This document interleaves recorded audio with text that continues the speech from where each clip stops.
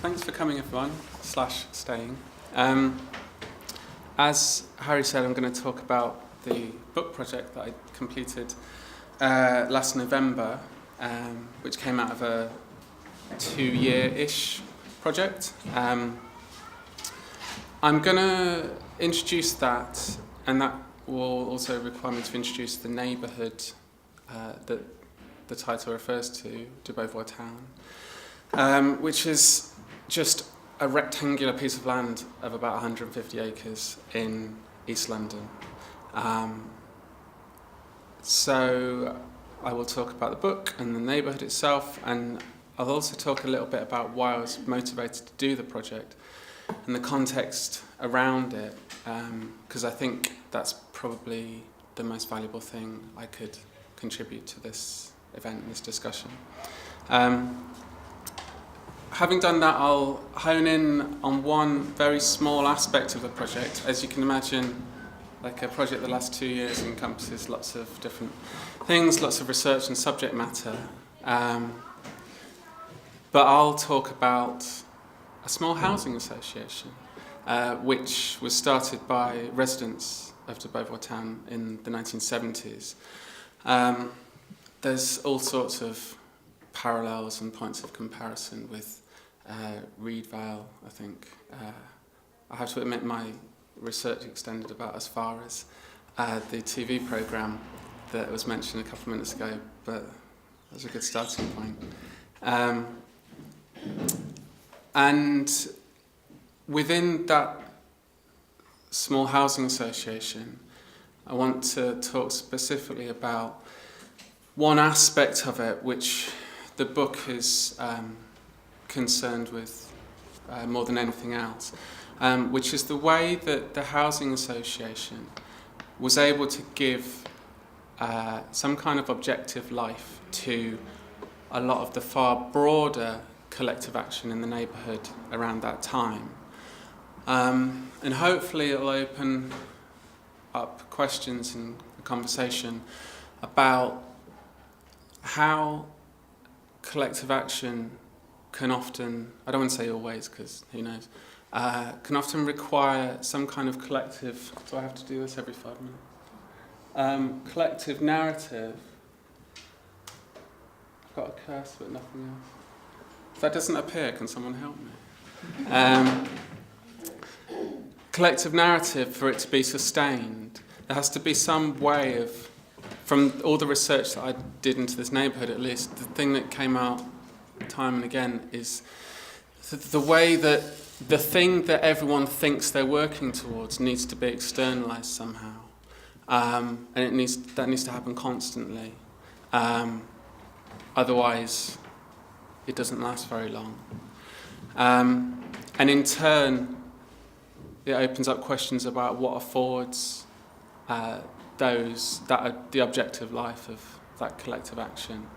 And in the case of this housing association, a lot of it was to do with state legislation, which is always lurking in the background, but never to the forefront.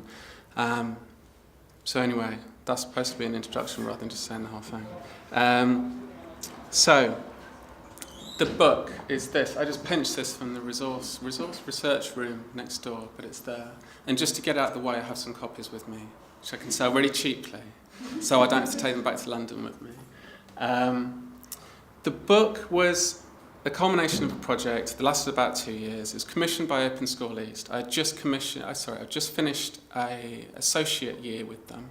They have a dozen or so associate artists at any one time. And they invited me to do another project with them, which became this book. But the majority of the life of the project had no such kind of immediate, ready, objective existence.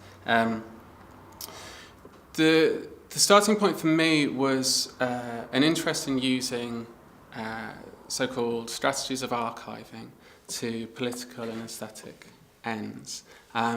There's a lot of work along similar lines. I'm not claiming that's original to any degree. There's a fantastic project at a gallery called Calvert 22 in London about artists and collectives in Eastern Europe self-historicising to markedly political ends, which was, I think, just called archiving as strategy. So there's, it's a current that's around. And in hindsight, I think there's an additional motivation on my part, which was seeing the neighbourhood change. So a hugely important piece of information that I haven't said yet is that I live in de Beauvoir town. I've lived there since 2006. The area is mostly leafy Georgian, Victorian terrace houses, and there's 3 little housing estates among that, and I live on one of them. And around that time, around 2006, the neighbourhood began to change again. And I don't use the word gentrification in the book. It appears in one of the interviews. There's a bunch of interviews at the back. But I have to use it as shorthand, I think. There's this kind of hyper-gentrification in de Beauvoir town in the last 10 years or so. It's always been, 10-minute cycle ride from the City of London. So the bankers have moved in. You have 2, 3, 4-storey underground basements, and of course, the areas are the areas are designated conservation area. So there's constant local struggles around what kind of developments can and can't be allowed. And of course, it's all within what is still statistically an enormously socially deprived, to use the government speak, area. I was involved in a group a few years ago that like to point out that the area it operated in, which was roughly Shoreditch and the surrounding areas, still statistically had 75% child poverty. And it's not so visible, perhaps. So I think one of the speakers earlier mentioned that, I don't want to misquote anyone, but, the gentrified areas of East London maybe have less deprivation now. That might be true in pockets, and it's certainly less visible, but it's still there massively, of course. But the thing I was really concerned about was that hypergentrification still existing alongside a self-identity of the neighbourhood of a kind of autonomous community, collective spirit, even with that very strong social exclusionism over the past decade or so. And that self-identity goes back to a very specific set of circumstances and period of action, which lasted approximately between 1968 and 1985. So that's what I looked at in the book and in the research for the book.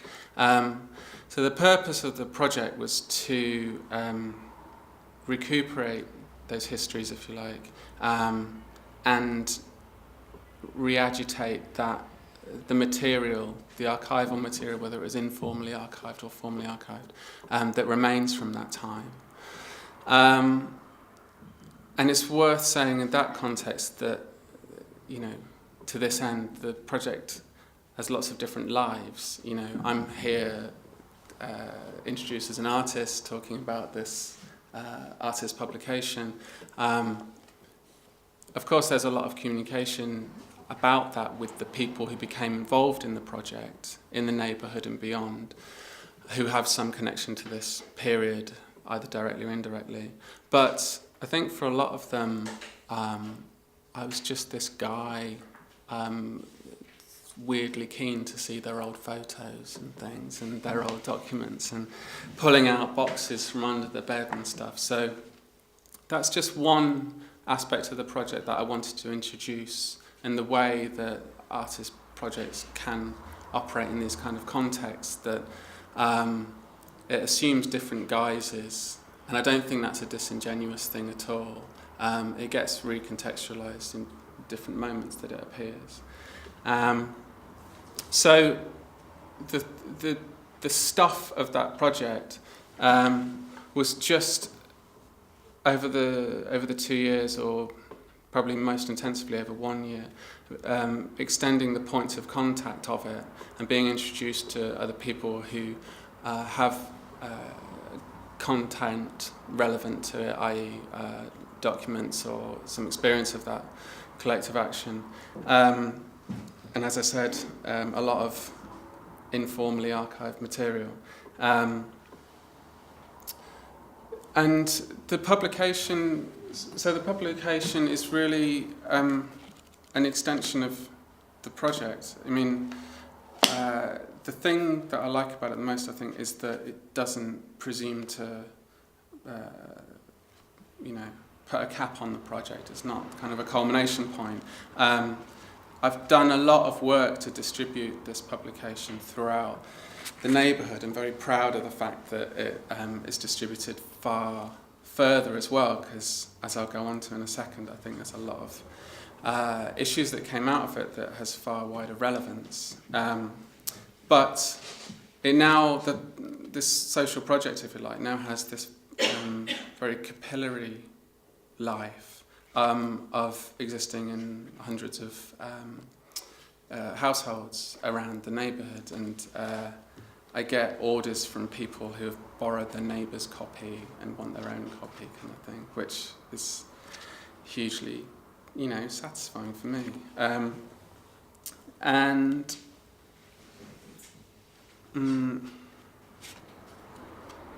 So I'll talk very briefly to round off the introduction to the project about what the book is, what's between the covers.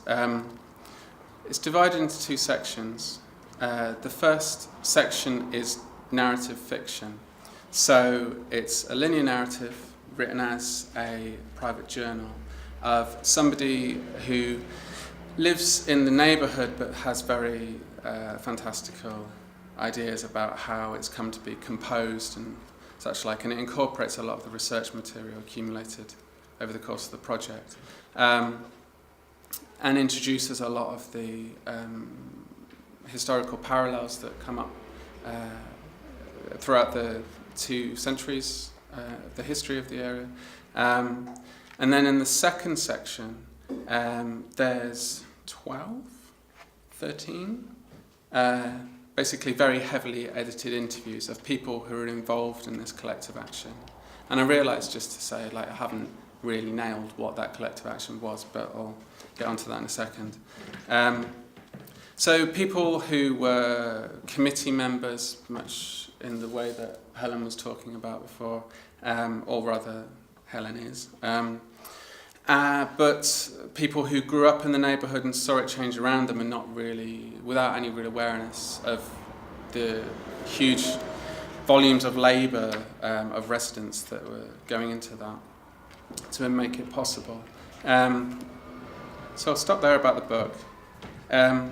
It's probably worth saying, actually, as a final point, that the book is kind of the culmination of the project, but it's not the end of the project. I'm still working with a couple of people who contributed material to the project to have their personal collections accessioned into archives, institutional archives in the area. There's one that's going to go into the Hackney archives, and one that's going into an independent archive called the Bishopsgate archive.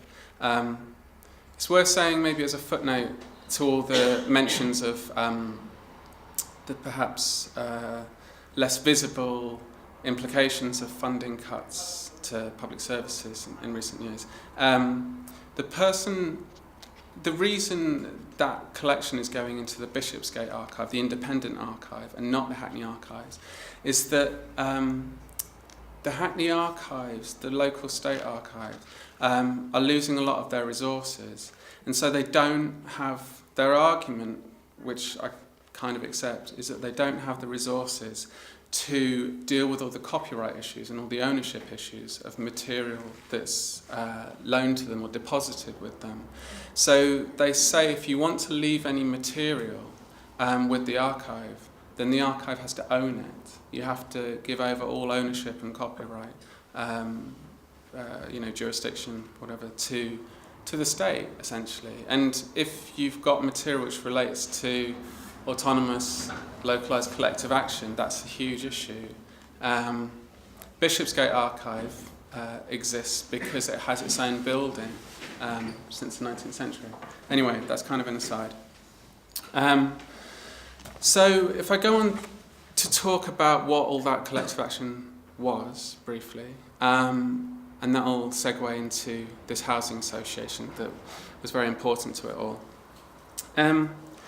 It all started in 1968 when a community group was formed called the de Beauvoir Association, which came about because the council, and again, parallels to Reedvale perhaps, the council had plans to demolish the entire area and redevelop it as council housing. And it had already done that to what was previously the southernmost quarter of this neighbourhood. So everyone knew that the threat, if you want to call it that, was very real. And it meant that there was a great deal of urgency about the campaign, and an organisational infrastructure fell into place extremely quickly, within a matter of months, if not weeks. But the campaign against demolition lasted until its eventual pretty definitive success in 1972. But of course it had this enormous, largely autonomous organisational infrastructure in place, and it gave them this enormous energy and this enormous means and resources, if you like, to carry on doing other things as well.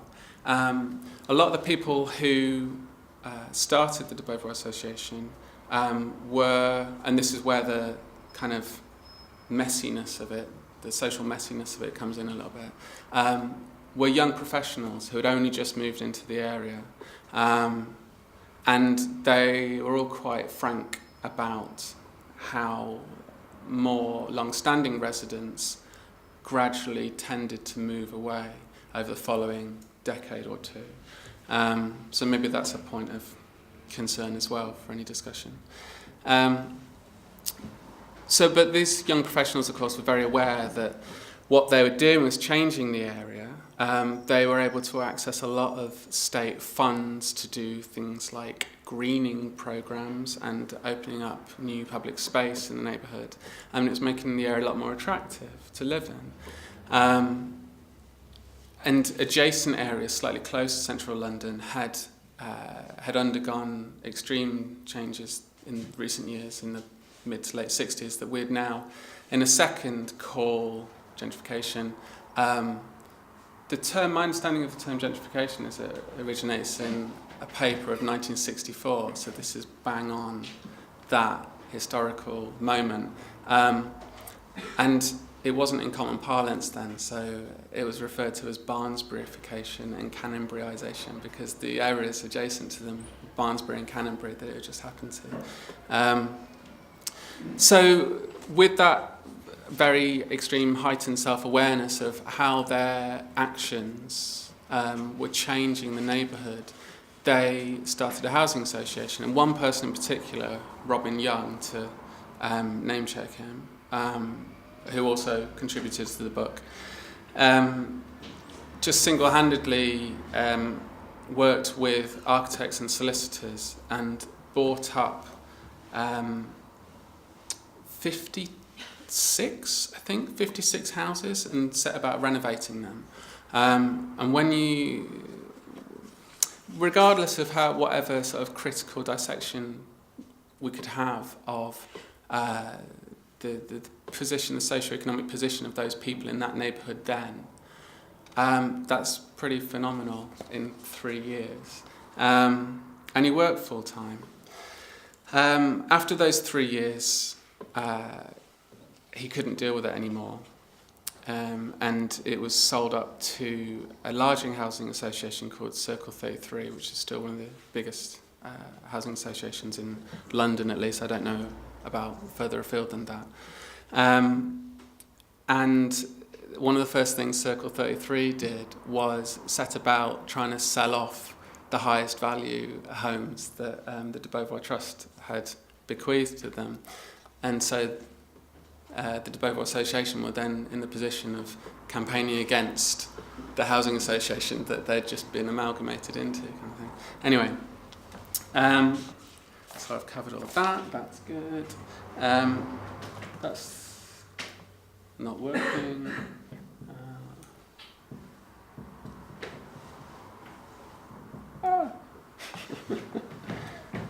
Sorry.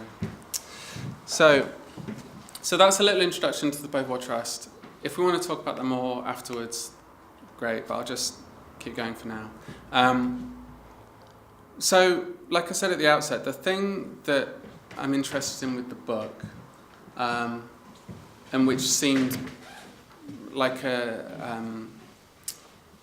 reasonable thing to pick off in the context of this project and the context that I was working in, was the way that the importance of the de Beauvoir Trust to the collective narrative that was built around all this action that the de Beauvoir Association was doing, and giving some kind of objective life to that work and how important that was to the work continuing.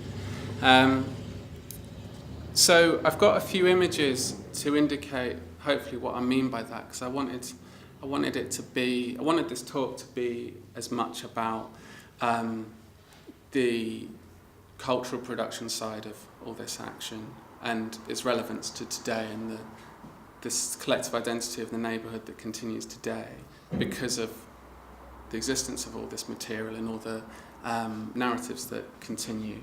But before that, I wanted to show a few images that put into context the sort of social milieu, if you like, that the de Beauvoir Association arose within. The best image I could find to that end.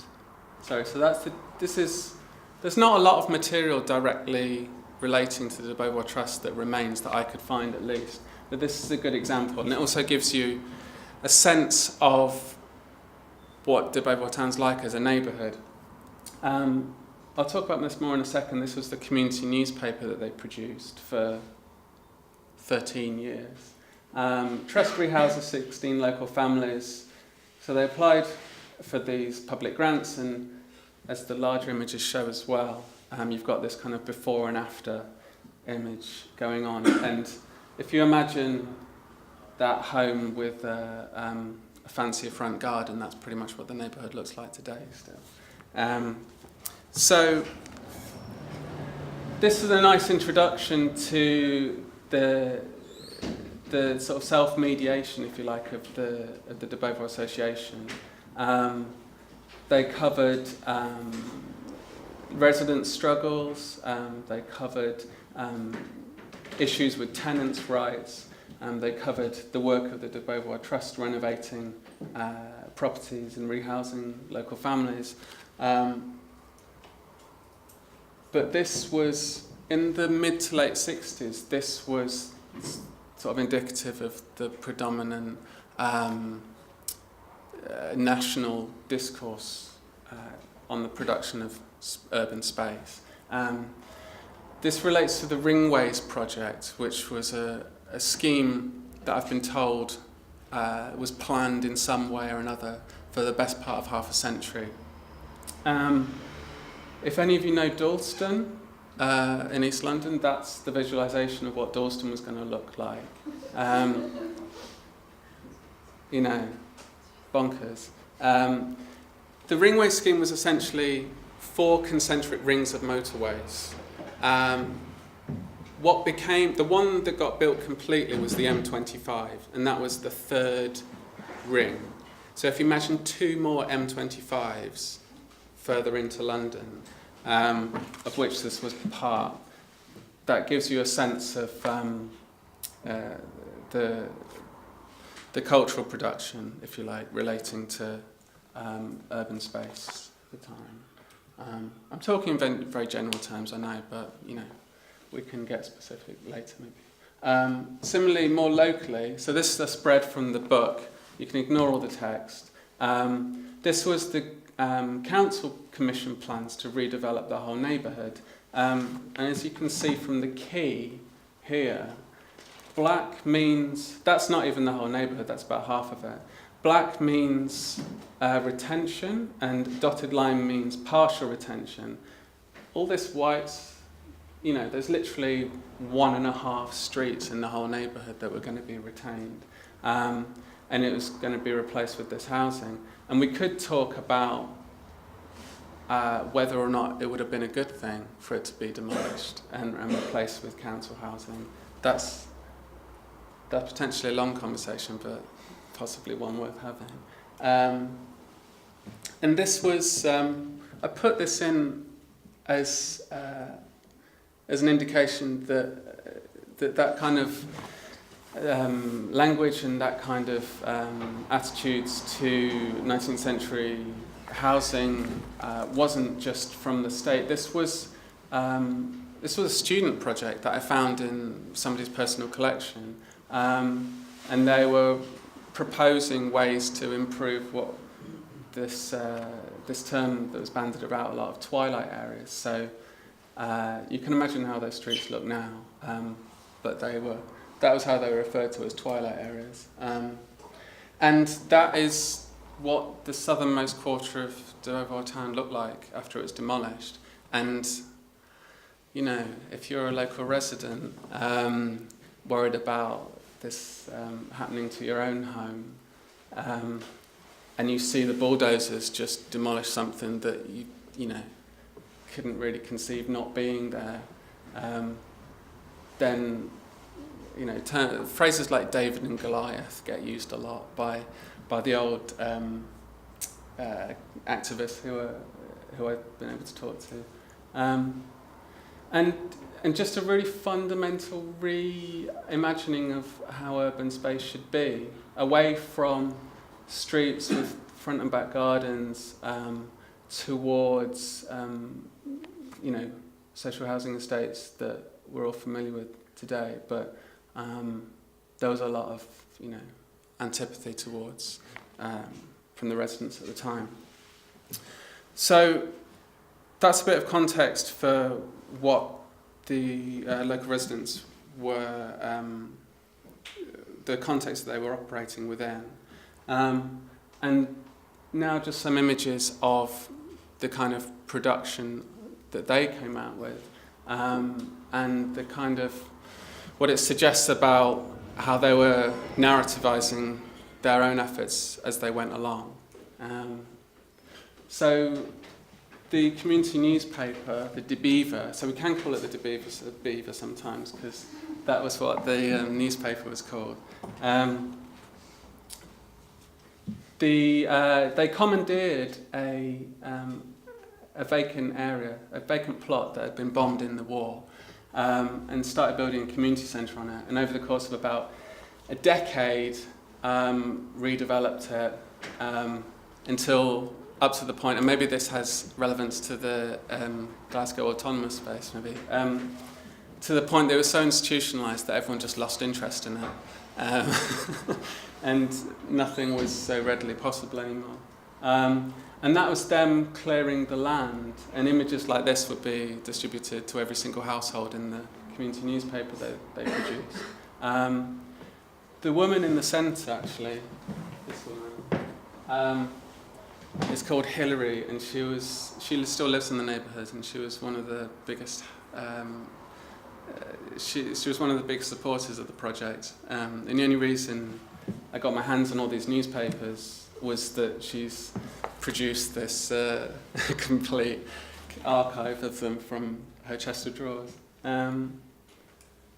What else have we got? And so, distributing flyers, and this insane organisation that they had to distribute material to every single of the 4,000 plus households whenever there was something coming up.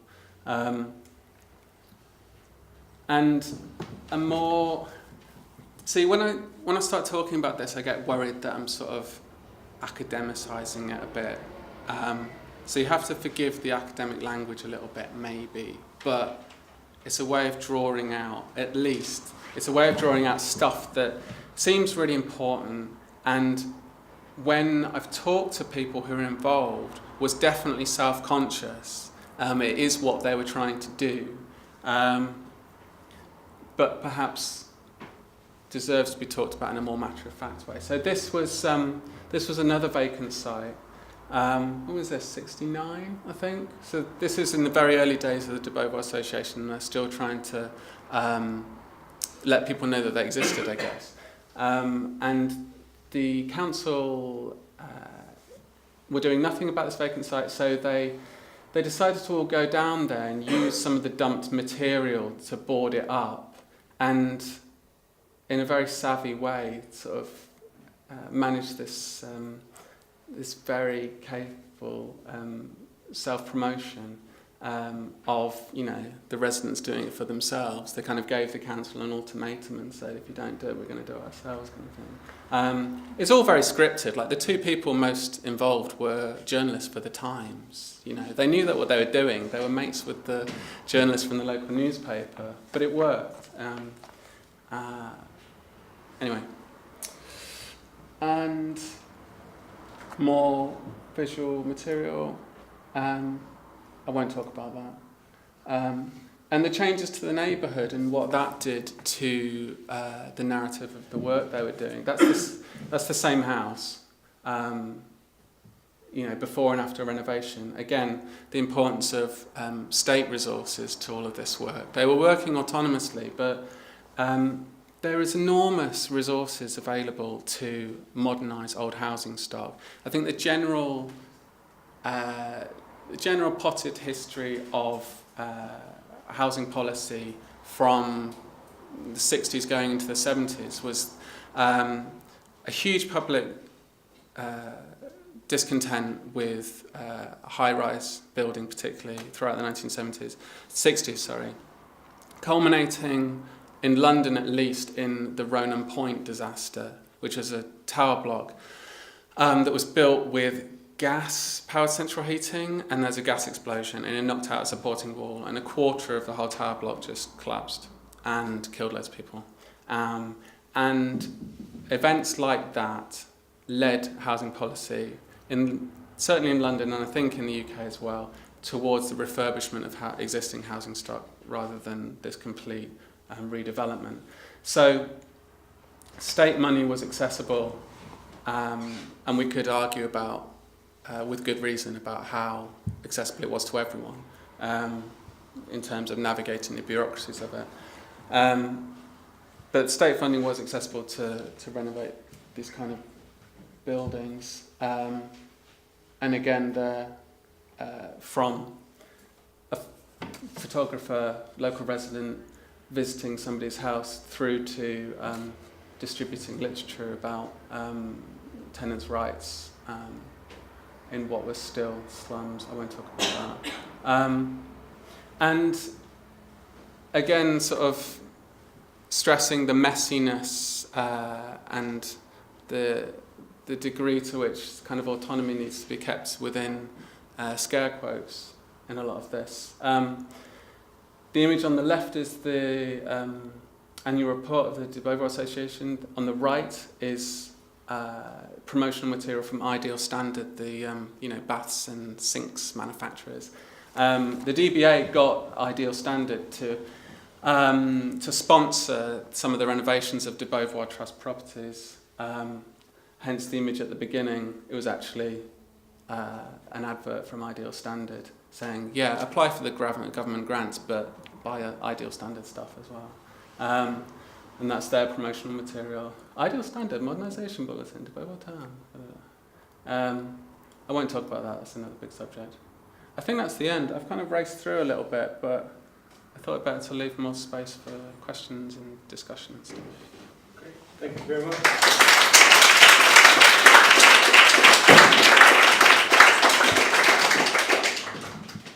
Yeah. Actually, I wondered how what you've done is different from, say, a more conventional sort of oral history project that's done outside of an arts context. Yeah. So that's kind of pertinent.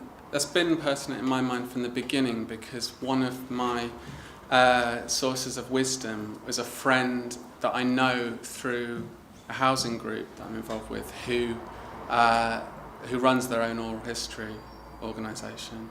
At times, it's not so different in terms of the ethical structures that you work within, perhaps, whether that's kind of institutionally formalised or not. I think if you look at the book, that'll illustrate how different it became from an oral history project at the end. That there's a lot of, like I said, there's a lot of material, original material, that will end up in state archives and independent archives as a result of the project. And that will include interviews of all the, recordings of all the interviews that I did for the project. But my concern, and I don't want to suggest this is not a concern of a lot of oral history projects. My overarching concern, as I tried to say at the beginning, is for what is politically possible in the neighbourhood now, and what kind of collective identity pervades over the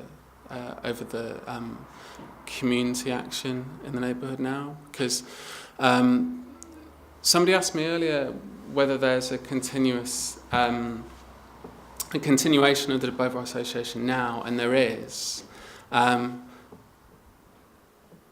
But in reality, there isn't. There was a few breaks, and people have self-consciously revived this kind of locally iconic name, if you like. And there's lots of discontent about whether that's deserved or not. And there's a lot of good work being done, which I'd like to contribute to myself. Like I'm a committee member of the de Beauvoir Association now. I'm involved in the Residents Association of my estate, this sort of thing. But I would like to contribute to that work being better and perhaps more inclusive now. So, as an example, there's the de Beauvoir Association have set up a youth fund. And it's quite substantial. It's like £5,000 a year, and they don't really know how to distribute that money in a genuinely inclusive way, I don't think.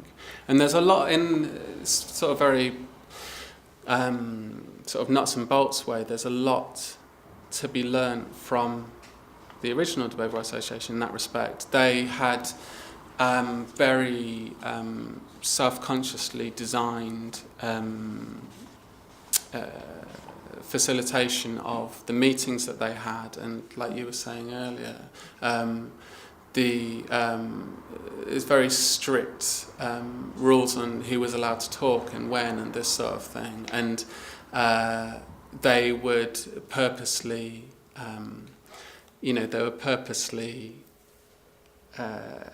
appoint people to positions to make sure that the group was representative of the whole neighbourhood. I've strayed way off your question there, but there's the oral history projects that I know of, and this is mainly from my friend, seem to have a primary emphasis on recuperating histories, and then kind of putting them away in the cupboard a little bit. And that I don't want to be unfair to oral history as a discipline, but yeah, my interest is slightly aside from that. I just want to say first that I was born in Dover, so it's Wow. interesting that now that you here that you kind of come up here and show me some of your research. I moved away when I was like 18, so I don't really, by that kind of age, I wasn't really that engaged in the community or the history as much. But I kind of look back at it and it's kind of interesting. Whereabouts did you grow up, just out of interest? Arby Road. Hmm. So just near the Scots Heads. And there's a few things when I get older and like look back at the area, I kind of I keep up to date with it because it's obviously quite an interesting area. But there's a Guardian article a few years ago that said that the reason for the gentrification of that area was because of these people that moved there in the first place, middle class, like people coming from countryside into that area, and then this kind of housing estate and the fact that they had the connections, they almost went too far with it, and it's caused probably the problems that you have now today. That was like one point. And second, and just a small point, actually, maybe two or three things. The second point is that, and maybe this is just because of like Beavertown Brewery wanted to promote themselves, but apparently it was originally called Beavertown. And Debevois was like something attached to it to make it seem like more exotic. Yeah. But that was like maybe at the 10th century. And the third thing is just one, that there's a library that was just on that border point between the estate that was like the part of Beavertown that was destroyed and then the part that was saved. And there's a library there and that used to serve the community, and now it's become like, I think it's called The Mill or something like that. And it's kind of it shows you how like an artist-run space that takes over like what was supposed to serve the community can kind of screw it over as well, because they were supposed to be a community project, artist-run project that have studio spaces, but those studio spaces reflect the pricing of the area in terms of rent prices. So when I went to be a studio, and even though I would have been subsidised, this was when I was like 17, I would have been subsidised for being from the area, they were still like upwards of £400 a month. So it's just interesting how like these community art projects that in London still have to respond or like have equal prices with what the area is.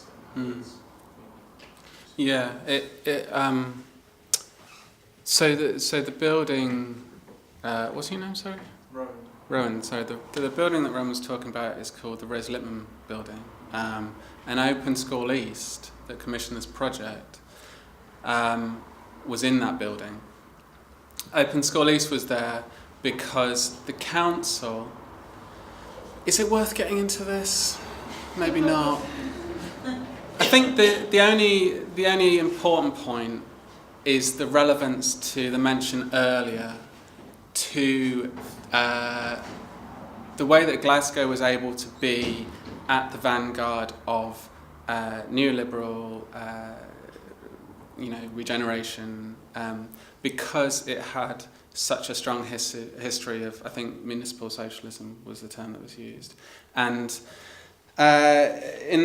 still in the 1960s, the period that the Beauvoir Association developed in, that was the prevailing politics of Hackney.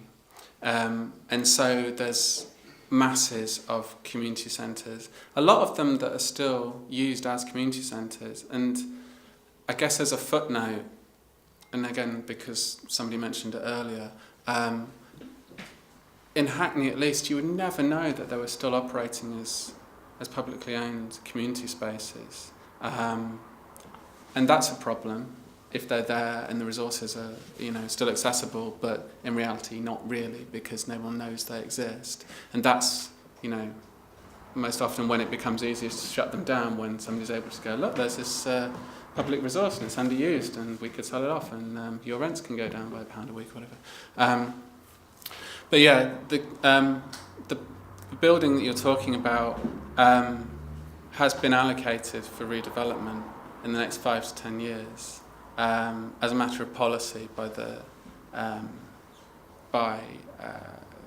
council. In my year at Open School East, the main project I did had that reallocation as a starting point. And I don't want to make myself sound better than I am, but I got in a whole load of trouble because that project got loads of local press attention, and it was reported as this great big scandal that the council was going to sell off this much-loved community building.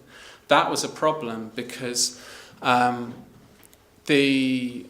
only reason Open School East and other arts institutions are able to use that community building is because the council have given over the lease of the building to a kind of arts production company called Create London.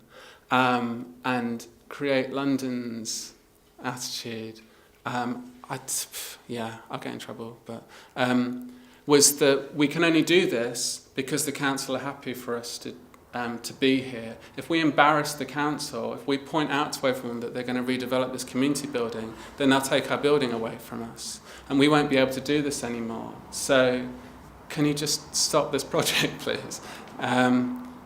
So. It's a really interesting. That one building is a really interesting case study, and a lot of the issues around, arts-led regeneration.